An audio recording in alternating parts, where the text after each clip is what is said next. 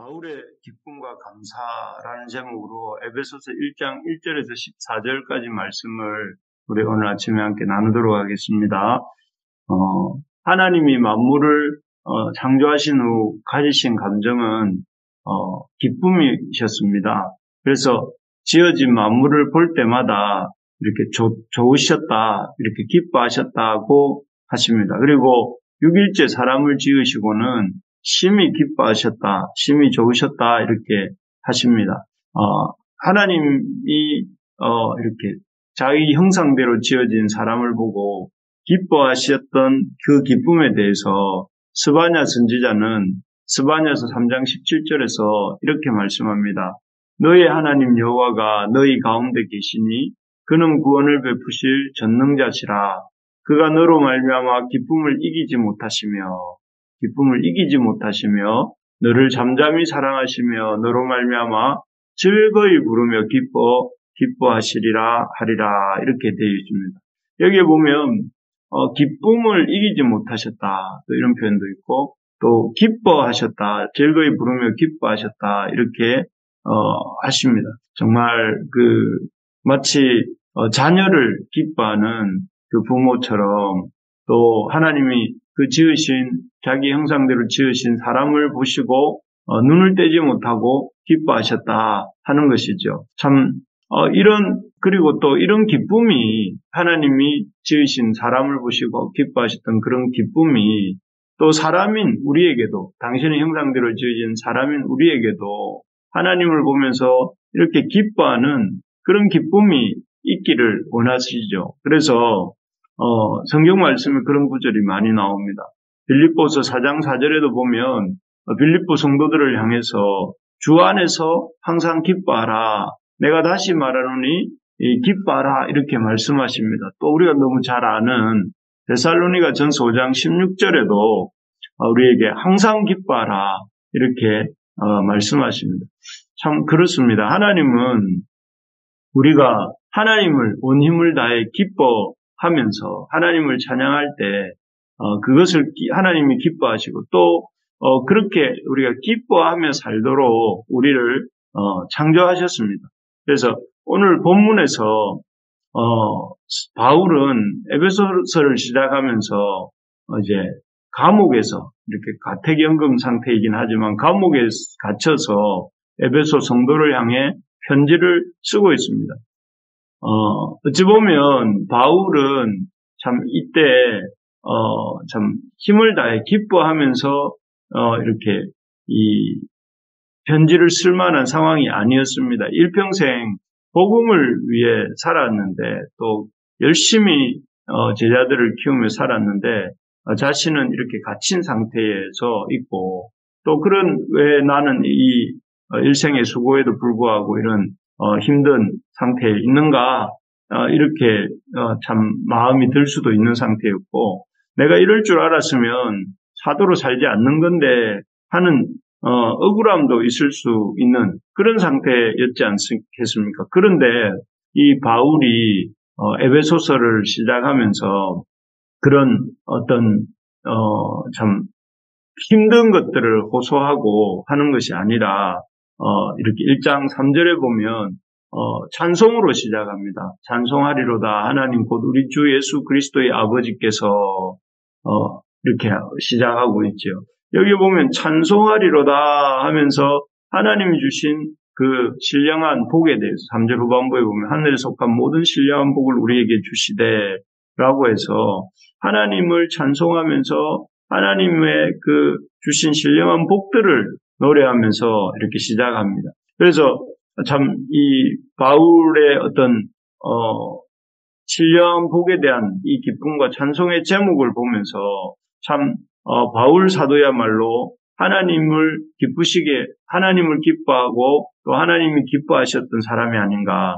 하나님은 우리를 그렇게 기쁨 가운데 지으셨고 또 당신을 기뻐하기를 원하셨는데 그런 면에서 바울 사도도 하나님을 이렇게 이 상황과 형편에 떠나서 이렇게 하나님을 기뻐하고 하나님을 찬송하고 있는 이런 모습이다 하겠습니다.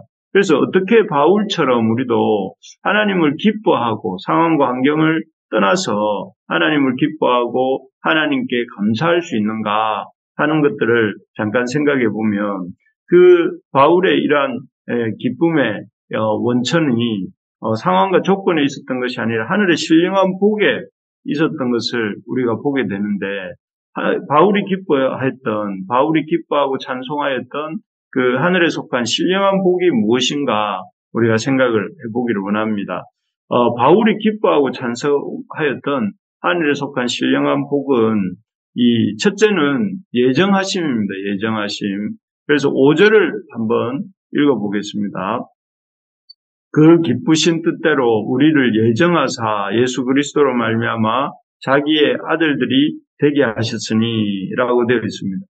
여기 보면 하나님께서 우리를 예정하사 그리스도로 말미암아 자기의 아들들이 되게 하셨으니 하고 이렇게 되어 있습니다. 참 하나님이 우리를 이렇게 그리스도 안에서 이제 우리를 예정하셨는데 그 예정하심이 그냥 억지로 이렇게 하나님이시니까 또 하나님이 우리를 구원하셔야 되니까 의무감 때문에 이렇게 예정하셨다 이렇게 말씀하지 않고 뭐라고 하느냐면은 그 기쁘신 뜻대로 하나님 우리를 기뻐하시는 뜻대로 우리를 예정하셨다 이렇게 말씀하시고 또 이렇게 하나님의 그 기쁘신 뜻 가운데서 우리를 예정하셨을 뿐만 아니라 여기 4절에 보니까 사랑 안에서 우리를 택하사 사랑 안에서 그 앞에 거룩하게 흠이 없게 하시려고 그 기쁘신 뜻대로 사랑과 어떤 기쁨을 따라서 우리를 예정하셨다 이렇게 말하고 있습니다.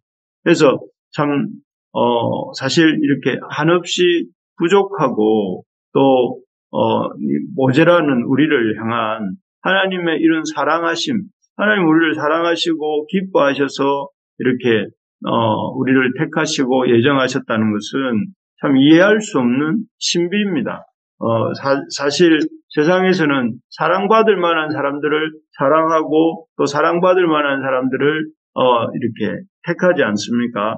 그런데 우리는 사랑받을 때라고는 한 군데도 없는 타락한 피조물인 우리를 마치 젖먹이를 아끼는 어머님의 사랑 같은 마치 젖먹이 아기를 어머니가 이렇게 싸고 또 이렇게 보호하고 아끼고 사랑하지 않습니까? 그런 것처럼 그런 사랑을 우리에게 하나님이 주신다는 거죠. 사랑하시고 그냥 기뻐하시고 또 그러면서 우리를 참 지키시고 택하시고 이렇게 가시는 이런 사랑을 우리가 생각해 볼 때에 참 그 사랑, 그 택하심과 예정하심이 우리가 기뻐해야 될 이유다 하는 것입니다. 하나님이 천지 만물을 놀랍게 창조하신 창조주 하나님의 이러한 사랑이 당연한 것이 아닙니다. 이것은 놀라운 것이고 신비한 것이고 또 그런 놀라운 사랑과 이 사랑을 받는 우리 자신이 참 그런 하나님의 사랑을 생각해 본다면 우리가 당연히 기뻐해야 된다 하는 것이고 그래서 바울도 참 이 상황과 형편은 이 참 힘든 가운데 있지만 그럼에도 그가 그 힘든 가운데서도 기뻐할 수 있었던 이유는 이런 놀라운 하나님의 사랑과 그런 이 기여기심이 있었기 때문이다 하는 것이죠. 두 번째로 보면 바울이 기뻐하고 찬송할 수 있었던 하늘의 신령한 복은 무엇이냐면은 제사함과 구원하심에 대한 기쁨과 감사입니다. 7절을 제가 한번 보겠습니다. 우리는 그리스도 안에서 그의 은혜의 풍성함을 따라 그의 피로 말미암아 속량 곧 제사함을 받았느니라. 사실 우리는 하늘에 속한 신령한 복을 받을 자격이 없는 죄인입니다. 다시 말해서 우리는 우리의 죄 때문에 구원이 아니라 사실은 심판을 받아야 마땅한 존재이죠. 온 세상 만물을 하나님 뭘로 다스립니까? 공의로 다스리시죠. 의로우심으로 다스립니다. 그런 하나님의 의로우심, 공의를 생각해 볼 때 그 공의대로 우리 죄인인 우리를 벌하셔도 우리는 할 말이 없는 그런 존재가 우리입니다. 그런데 여기에 보면 이 7절 여기에 보면 우리를 어떻게 하셨다고 했느냐면 죄인인 우리를 향해서 그의 은혜의 풍성함을 따라 그의 피로 말미암아 속량 곧 제사함을 주셨다 이렇게 되어 있습니다. 마치 이제 대통령이 사형수를 특별 사면시켜 주지 않습니까? 그런 것처럼 하나님이 죄인인 우리의 죄를 이렇게 묻지 않으시고 그리스도의 피로 말미암아 사면해 주셨다 하는 것입니다. 그래서 참 우리를 죄 없는 존재로 예수 그리스도의 안에서 그 주님의 피를 믿을 때에 우리가 속량 곧 제사함을 받게 되고 더 나아가서 거기서 그치는 것이 아니라 여기 10절에 나오는 것처럼 하늘에 있는 것이나 땅에 있는 것이 다 그리스도 안에서 통일되게 될 터인데 그 통일되고 펼쳐질 그런 놀라운 하나님의 경륜 9절에 보니까 그 그리스도 안에서 하늘에 있는 것과 땅에 있는 것이 통일되어서 펼쳐질 그 놀라운 하나님의 경륜에 우리가 참여하는 그런 하나님의 그런 놀라운 영광에 참여하게 하신다 하는 것이죠. 그래서 바울 사도는 이 에베소서 아닌 로마서 8장 18절에서 이런 고백을 합니다. 현재의 고난은 장차 우리에게 나타날 영광과 좋게 비교할 수 없도다. 이렇게 말을 하죠. 그러니까 우리 장차 나타날 영광은 우리가 생각하는 그 어떤 영광보다 큰 영광인데 그 영광을 지금 현재 우리는 고난을 받지만 그 놀라운 영광에 참여하게 해주신다 하고 이렇게 고백을 하는데요. 그렇습니다. 그렇게 생각을 해보면 참 우리는 죄를 사함받은 것도 감사하지만 하나님의 놀라운 역사의 경륜에 참여하고 마지막에는 하나님의 놀라운 영광에 들어간다는 사실을 생각을 해볼 때에 참 우리가 이런 소망, 기쁨, 감사가 있을 수밖에 없지 않는가 하는 것이죠. 참 바라는 것은 우리 모든 부르심의 가족들이 이 죄사함의 은혜, 우리가 하나님의 죄사함을 얻고 구원함을 받고 하나님의 영광에 참여한 자가 되었다 하는 사실에 눈을 열릴 수 있기를 소망합니다. 그래서 그런 주의 놀라운 영광을 보고 바울처럼 내가 나의 달려갈 길과 주 예수께 받은 사명을 마치려 하면은 조금 더 나의 생명을 조금 더 귀한 것으로 여기지 않는다고 하면서 표대를 향하여 달려가지 않습니까? 그런 것처럼 우리가 이번 한 주간도 힘차게 달려나가는 우리 모두가 되기를 간절히 소망합니다. 마지막으로 바울이 감옥에서도 기뻐하고 찬송할 수 있었던 하늘에 속한 신령한 복음은 무엇인가 하면 기업을 주심입니다. 기업을 주심. 11절을 제가 한번 읽어보겠습니다. 모든 일을 그의 뜻의 결정대로 일하시는 이의 계획을 따라 우리가 예정을 입어 그 안에서 기업이 되었으니 여기에 보면 예정이 또 나오죠. 그리고 예정과 아울러서 이번에는 기업이 되었다 이렇게 나옵니다. 사실 이 편지를 받는 에베소 교인들이지 않습니까? 이 편지는 에베소 교인들이 받고 있는데 이스라엘 입장에서 볼 때는 이방인이었습니다. 이방인에 대해서 이제 이 에베소서 2장에 보면 길게 이렇게 그들이 약속 밖에 있고 소망이 없는 자였고 이방인이다 이렇게 나오는데 이방인이었고 그래서 율법의 관점에서 볼 때 이 이방인은 하나님의 그 축복의 약속에 참여할 수 없는 그런 자였습니다. 그래서 참 이방인은 소망이 없는 자다 이렇게 사람들이 생각을 했는데 하지만 하나님께서는 그리스도 안에서 이 이방인인 에베소 사람들을 이렇게 복음으로 초대하셨고 또 그들이 복음 안에 참여할 때에 아까 보신 것처럼 택함을 받고 또 하나님의 그런 놀라운 때가 찬 경륜에 참여하게 되었고 죄사함과 구원함을 얻고 하나님의 놀라운 경륜에 참여하였다 하고 있습니다. 그리고 오늘 이 방금 읽은 14절에서처럼 기업을 이 11절에서처럼 기업이 되었다 이렇게 표현합니다.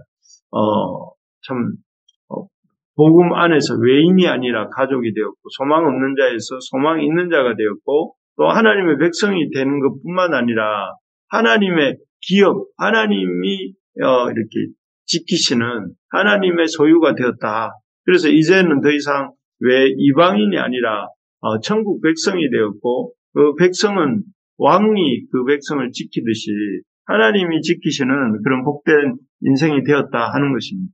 우리 역시 에베소 성도들처럼 이방인입니다. 그리고 참 하나님의 참 언약 밖에 있었던 자들이죠. 그러나 이 그리스도를 믿음으로써 우리가 그리스도 안에서 그리스도의 십자가 부활로 말미암아 우리가 하나님의 아들이 되었고 또 기업에 참여한 자가 되었고 또 그 길을 지금 우리가 가고 있는 것이죠. 사실 우리가 이 땅을 살면서 늘 참 생각해 보면 우리가 참 빈털터리 같고 우리가 아무것도 없는 그런 인생 같을 때도 있습니다. 그럴 때 그럼에도 불구하고 하나님께서는 그런 우리를 하나님의 소유 삼아 주시고 또 하나님의 이런 참 기업을 허락하셔서 이렇게 충만한 인생, 부족함이 없는 인생, 그 인생을 살아가게 하셨다는 사실을 기억할 때에 감사하고 기뻐할 수 있는 것입니다. 그래서 우리가 기억해야 될 것들은 다름이 아니라 하나님이 주시는 이런 참 구원하심과 또 제사함과 또 이렇게 하나님의 기업 주심에 대한 것으로 기뻐하고 감사하는 우리 모두가 될 수 있기를 간절히 소망합니다. 우리가 오늘 이 말씀의 약속들을 붙들면서 참 바울처럼 기쁨과 감사가 충만한 우리의 삶이 되기를 소망합니다.